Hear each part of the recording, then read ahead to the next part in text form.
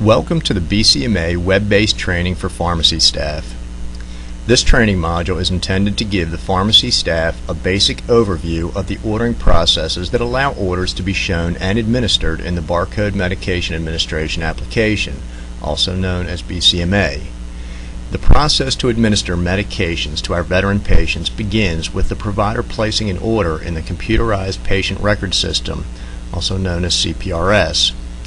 The pharmacist then verifies the order in inpatient medications, and the nurse administers the medication in BCMA. This training module will also demonstrate how a unit dose medication, an IV piggyback, and an IV push medication, and a large volume medication are ordered in CPRS and administrations documented in BCMA. The objectives of this training are as follows. The user will gain an understanding of the pharmacy process and its interaction with BCMA. The user will gain an understanding of how the application functions and pharmacy's impact on that functionality. The user will learn the application screens and how to navigate within the package. It is assumed that the user has a basic knowledge of VISTA, CPRS, and the BCMA Graphical User Interface, also known as GUI, operating systems. The user has a valid access code and verify code, and the user understands that displays to follow and some order processing pathways used here may differ from their local site. CPRS order entry, unit dose order. The process begins with the provider placing an order in CPRS. Once the system is accessed, the patient can be selected in several ways. The patient can be selected from the list of available patients set up by the provider, for a clinic or ward, or by typing the first letter of the last name and the last four numbers of the Social Security number. In this example, we will select a patient by the first letter of their last name and the last four numbers of their Social Security number.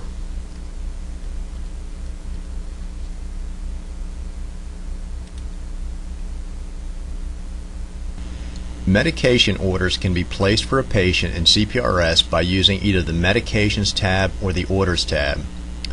Once the patient is selected and the Orders tab is opened, an order can be placed for inpatient, outpatient, and IV infusion medications. The Write Orders and Write Delayed Orders boxes appear on the left side of the CPRS ordering screen. We will first select inpatient medications. This allows the provider to order any medication that is not an IV infusion, meaning ward stock or large volume. This includes unit dose medications, IV push medications, and anything else not mixed in the pharmacy or administered from a bag. This is the medication ordering dialog box for an inpatient medication. In the box, enter the name of the drug that you wish to order by typing at least the first three letters. Depending on the drug file setup, the medication to be ordered can be selected by generic or brand name. The first order is a continuous schedule unit dose medication. The order is for aspirin chewable. In the dialog box, the first three letters of the drug name are typed. Then the user must select the proper drug to prescribe for the patient. The correct dosage must be selected for the patient. In this case, 81 milligrams is the correct dosage. Notice the numbers after each dosage. This is the cost per unit ordered and can be utilized by the provider to make cost-effective dosage selections. This cost is populated from the drug file. Notice that the medication route and schedule are automatically filled in. This can be set up in the drug file by the pharmacy ad pack to assist in prescribing and help prevent errors. It also saves the provider time. When the provider orders any continuous medication, the expected first dose time that the medication is to be administered to the patient is shown. This is a very important feature of CPRS that often goes unnoticed by the provider.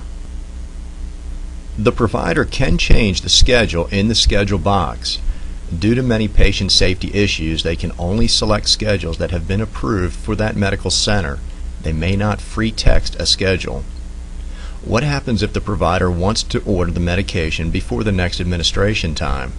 They do not have to enter a new order. they can check the Give Additional Dose Now box.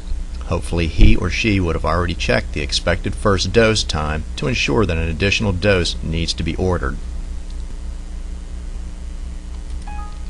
Notice the pop-up box that informs the provider that they are ordering an extra dose of the medication, one for now and then one for the next administration time. This will be transmitted to the inpatient pharmacy package as 2 orders, saving the provider and pharmacy time. This also reduces the chance of an omission error. The medication order priority defaults to routine. The provider can select an alternate priority by clicking the down arrow. Now the order is complete. The order, dosage, and schedule appears for a final review.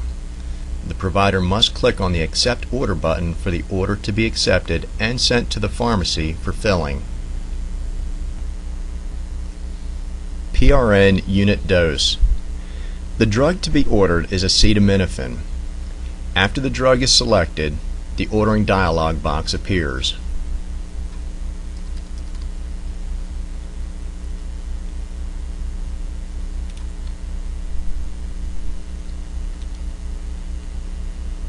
The most common dosages appear in a drop-down box. The provider selects a dosage from the available dosages or can type a free text dosage. In this case, 650 milligrams is selected as the dose. Once the dose is selected, other fields in the ordering dialog box may automatically be populated. In this example, the oral route is selected. The schedule can be preset in the drug file, or the provider can select a schedule from the drop-down list. In this case, the order automatically defaults to the schedule that is most common for this medication. The provider can select a different schedule from the one presented. Any medication can be made PRN by selecting the PRN checkbox of the ordering dialog. In this case, the schedule type is automatically PRN, which has been preset by the pharmacy ad pack. The provider must add a comment to the order to indicate the reason for the PRN. This is a Joint Commission requirement. The default priority is routine, but the provider can select from ASAP or STAT. The meaning of these terms and administration time requirements are specific to each institution. STAT is the highest priority. Now the order is complete. Notice in the dialog box at the bottom the drug, dosage, and schedule appear for a final review. The provider must click on the Accept Order button for the order to be accepted and sent to pharmacy for filling. Once the order is accepted, it now appears in blue in the patient record and states unreleased, and a new dialog box is open to enter another medication. The order is not released until it is electronically signed by the provider. Depending on the drug file setup, IV push medications may be ordered similar to unit dose medications. The medication route will be selectable based on the pharmacy ad pack setup in the drug file. The dosage and schedule must be selected using the list of approved schedules in the medical center. Once the dosage and all other required fields are selected, the provider may place the order in the same way as mentioned in the unit dose examples. IV piggybacks. Depending upon the drug file setup, IV piggyback medications can be ordered as either inpatient medications or infusion. Many drug files are set up so that the antibiotic and the correct solution are matched, so the provider does not have to remember the additive and diluent. To enter the order as an inpatient medication, the drug name is selected as before by entering at least 3 letters of the drug's name,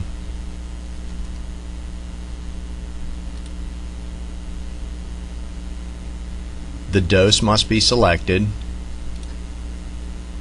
the route in this case is auto-selected, and the schedule must be selected from the approved facility list.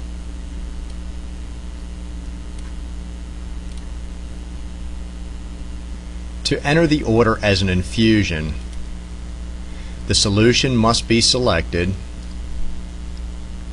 along with its volume or strength, and then the additive must be selected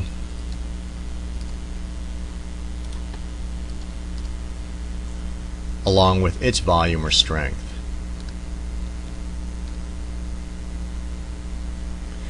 The route, type, schedule, and priority fields are required.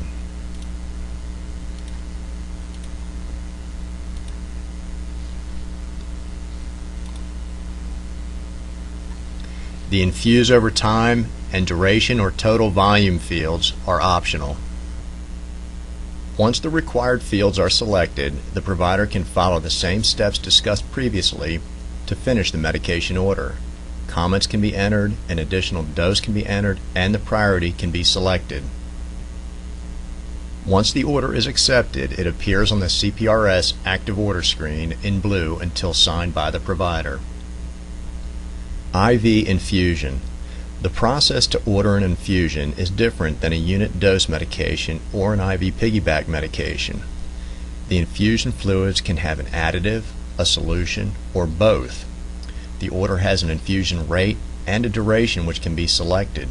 These medications do not have a specific administration time. The dosing of the bags is calculated from the flow rate. First, the provider must select the infusion option on the right orders bar. The first product requested is the solution for the infusion. Remember, in some cases there will be no additive to the product. Once the solution is selected, it appears in the solution's additive box. The provider must then select the solution volume, the route of administration, the type, the infusion rate, and the priority. The duration or total volume fields are optional. Once the order is accepted, it appears in blue in the active orders ordering box until signed by the provider. The same process can be utilized to order an additive with the solution. After the solution is selected, the additive is selected next from the list of additives presented. Not all products are listed as additives, as this is controlled by fields in the drug file. Once again, the volume, the route of administration, the type, the infusion rate, and the priority must be selected prior to accepting the order. After logging into Vista, the pharmacist selects the non-verified/pending order option, or can choose to finish and verify orders from the inpatient order entry option if the patient is known. The pharmacist selects this option with the unit dose medications option to begin processing inpatient medication orders. After selecting Yes, at the Display and Order Summary prompt, the pharmacist is presented with the pending non-verified order totals. This segment is delineated according to ward groups and clinics. The order type is selected to continue processing. With selection of the order type, the pharmacist further selects processing via unit dose orders or IV orders, and is then subsequently prompted to select either group, ward, clinic, or patient. At this point, we will select patient.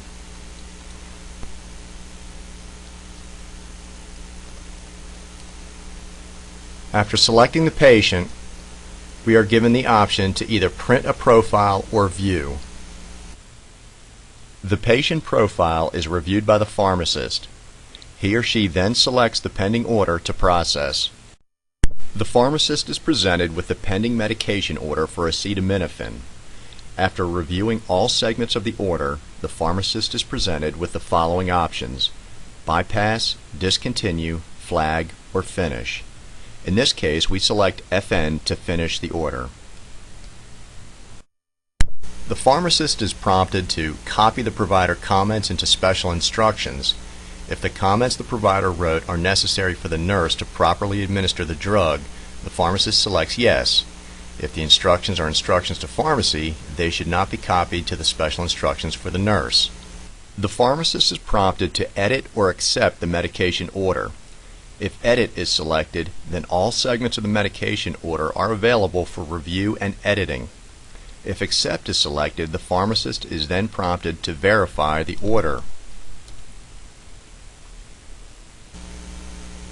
After verifying the order, the pharmacist is then prompted for pre-exchange doses. Upon verification, the order is now active on the patient's medication profile. This is how the order appears in BCMA. After scanning the patient wristband, the patient's virtual due list, or VDL, appears. The nurse then scans the medication barcode. After scanning the medication, the nurse is presented with an informational screen. The nurse clicks OK to continue and is then presented with all subsequent BCMA screens to complete. The medication now appears on the virtual due list as given. IV push medications. The pharmacist reviews the pending order of furosemide completely for accuracy. Upon verification, FN is selected to finish the order. Depending on the drug file setup, the pharmacist will be prompted to complete this order as an IV or unit dose. The pharmacist makes the appropriate selection and once again must accept and verify the order before the order status becomes active. This is how an IV push scheduled administration appears in BCMA. The nurse selects the IV push IV piggyback tab on the virtual due list and would then scan the medication barcode. The nurse is presented with the screen to enter quantity in units. Upon completion, the nurse clicks OK. The nurse is then prompted to select an injection site from a drop-down menu.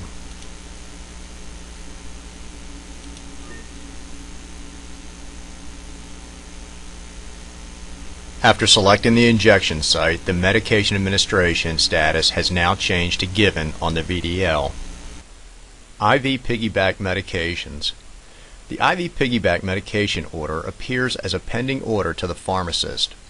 In this case, we select the pending order of ampicillin sulbactam.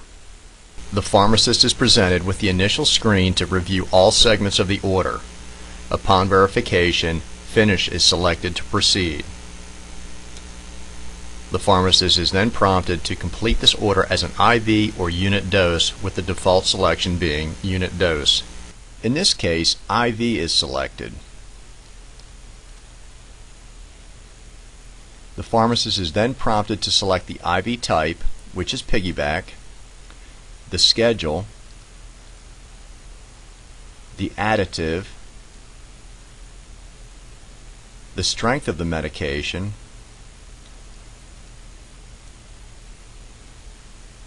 the solution,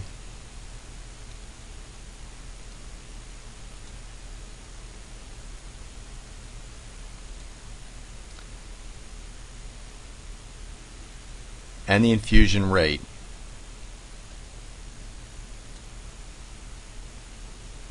The pharmacist should now review all segments of the medication order. The pharmacist is prompted to accept or edit the medication order. After verifying the order, the pharmacist is prompted to print labels for the IV piggyback. In the case of an infusion order, using vancomycin as our example, this is how the finishing screen appears to the pharmacist. If the site has quick orders and CPRS for IV piggybacks set up as intermittent infusions, the finishing screen the pharmacist is presented with looks like this.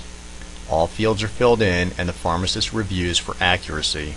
This is how the IV piggyback order appears in BCMA. The nurse accesses the IV push IV piggyback tab and then scans the barcode on the IV piggyback label to administer the medication. After selecting the injection site, the medication now shows as given on the virtual due list. Continuous infusion. The infusion order appears as a pending order to the pharmacist. In this case, we select the infusion pending order for normal saline. The pharmacist reviews the pending order completely for accuracy and would then select FN to finish the order. The pharmacist is then prompted to select the IV type.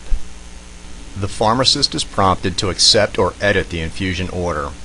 If Edit is selected, all aspects of the order are available for the pharmacist to correct, but editing a starred field will create a new order. After the infusion order has been accepted, the pharmacist is presented with one more prompt, "Is this okay?" This screen provides the pharmacist with the complete label review of the infusion order. After reviewing the label for accuracy, the default "Yes" is accepted. After verifying the order, the pharmacist is presented with the number of labels needed for doses at the delineated dates. The pharmacist is then prompted to print the labels. If labels printed from the pharmacy are sequentially numbered for the patient, they are not order specific. The first part of the number is the patient's internal entry number in the computer, followed by a V, followed by the patient's next bag number. This is how the order would appear in BCMA. The nurse would scan the barcode on the infusion label. Notice in the IV bag chronology window, the IV is now marked as infusing.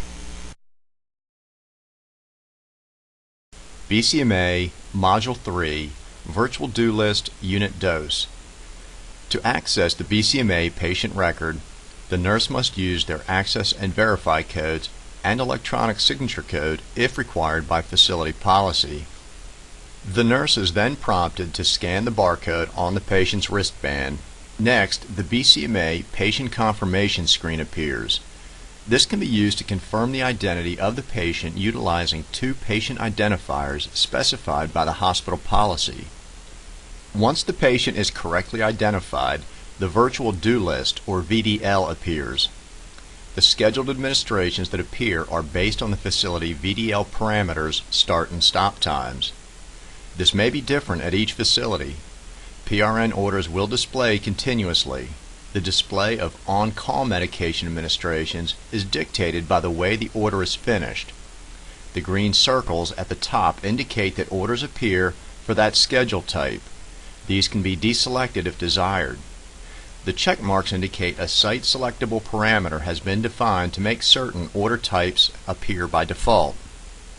Notice the green lights on the Unit Dose, IV Push, IV Piggyback, and IV tabs at the bottom. They indicate that there are orders on that particular tab for the nurse to administer.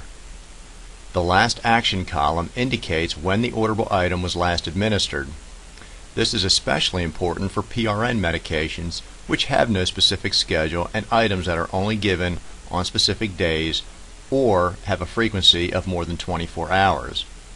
The Verify column displays the initials of the nurse responsible for verifying the order after it was received from pharmacy. Upon scanning a medication, an error box may appear. One of the main features of BCMA is that it notifies the nurse that the scanned medication may not be what is ordered for the patient. If the medication scanned is not for that patient, a warning appears and the nurse should not give them medication until clarification is obtained.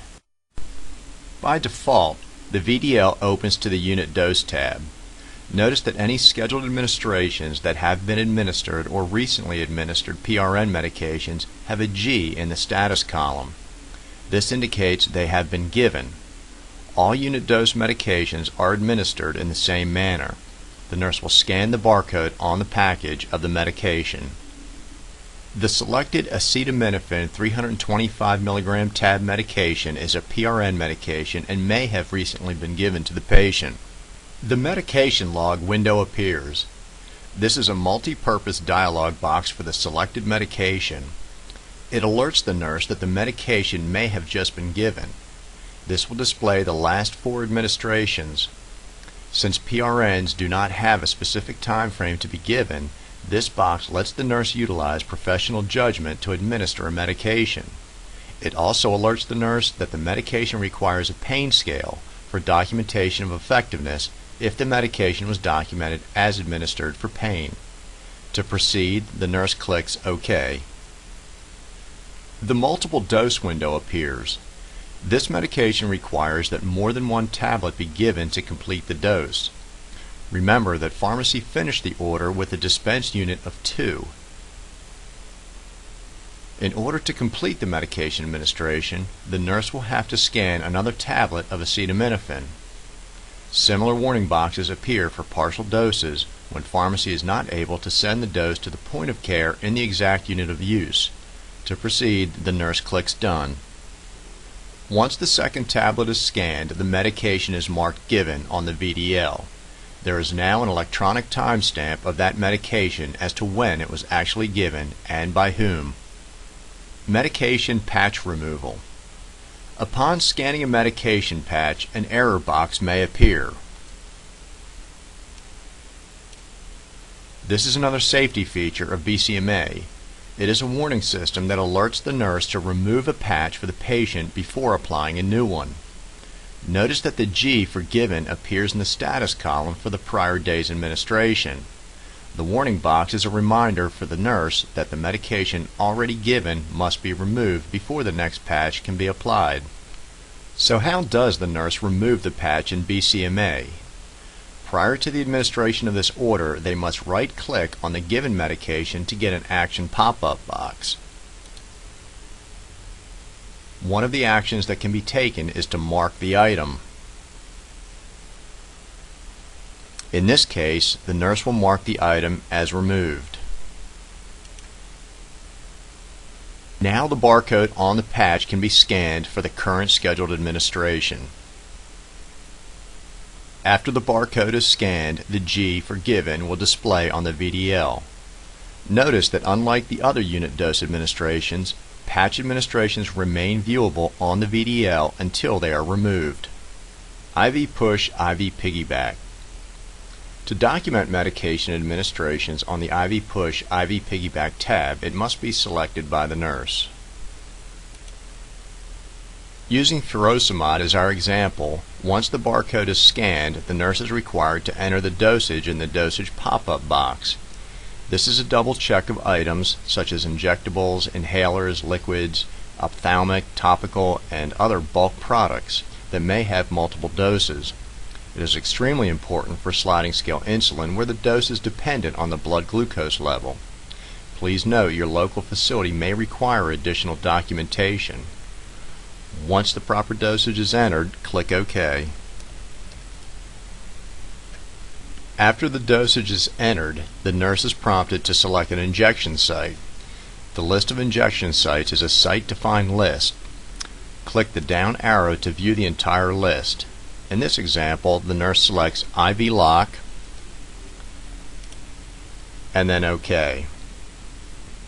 Once the injection site is selected, the medication administration is marked as given on the VDL. The procedure is the same for an IV piggyback. In this case, using ampicillin sulbactam as our example, the IV piggyback is manufactured in pharmacy with a patient-specific IV label. Once the barcode on the label is scanned and the IV site is selected, the G for given will appear in the status column for this selected administration of ampicillin sulbactam. IV infusions. To document a medication administration on the IV tab, it must be selected by the nurse.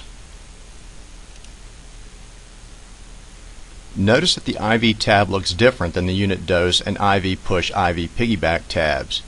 There are no start and stop times shown on the VDL. That is because IVs do not have a specific start or stop time. The order frequency is based on the infusion rate of the order. The ward stock IV may have a manufacturer's barcode or a barcode applied by pharmacy. In this example, the nurse scans the ward stock IV barcode and the ward stock pop-up box appears confirming the scanned IV medication. Upon confirmation, the nurse clicks OK.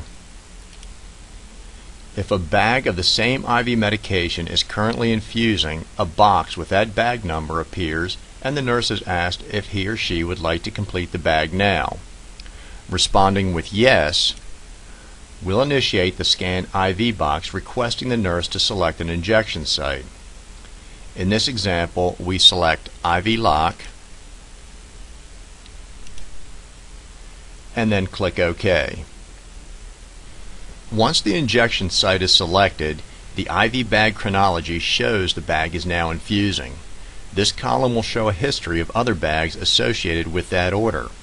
By right-clicking on the IV bag, the nurse can enter comments in the IV bag detail to make documentation more complete if any changes occurred.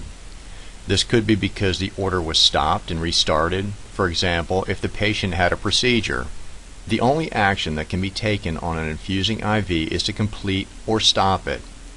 To access these options, right-click the infusing bag and select Take Action on Bag. The Scan IV window appears. Click the Select an Action down arrow. What is the difference? A completed IV means that all of the fluid in that bag has been infused into the patient or the IV has been discontinued. A stopped bag is where the infusion is interrupted for a reason such as the IV may have infiltrated or the IV is being held as a result of a lab result. A stopped bag status indicates the infusion will be restarted again. In this case, the IV is completed. The nurse must again document the injection site as it could have changed during the administration of the IV. Click the Select an Injection Site down arrow and select IV Lock, and then click OK to proceed. After clicking OK, the IV bag chronology would show the IV as now completed. BCMA cover sheet. Notice there is a fourth tab that has no green light. It is the cover sheet. The VDL does not open to the cover sheet by default.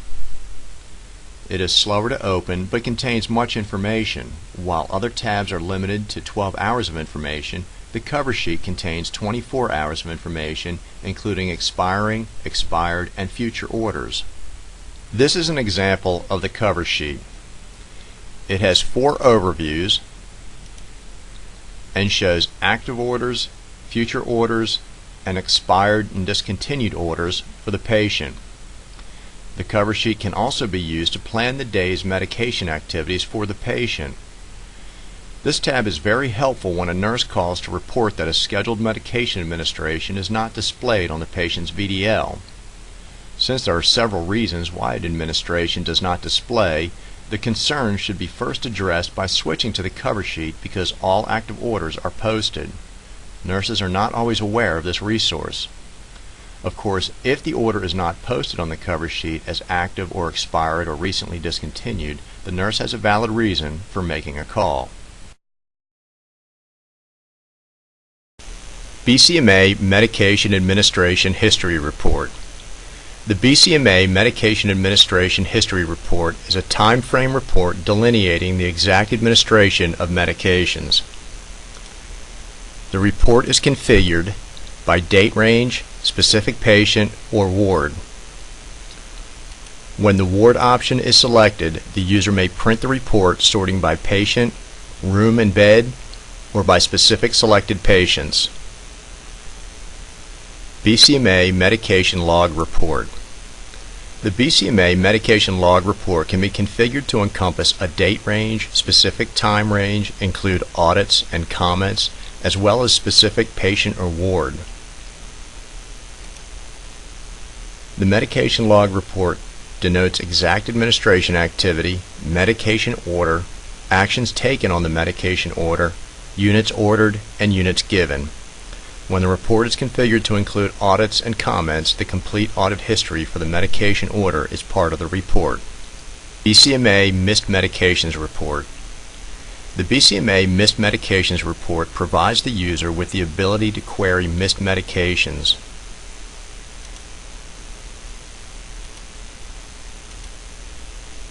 The report may be tailored relative to date and time range, including specific order status, include specific administration status, include comments, reasons, and configure the report relative to patient or ward. CPRS Medication History Report. In CPRS, the Medication Administration History Report is also available under the CPRS Reports tab. The user selects the report via date range. This concludes the BCMA for Pharmacy staff web-based training. Thank you for your participation.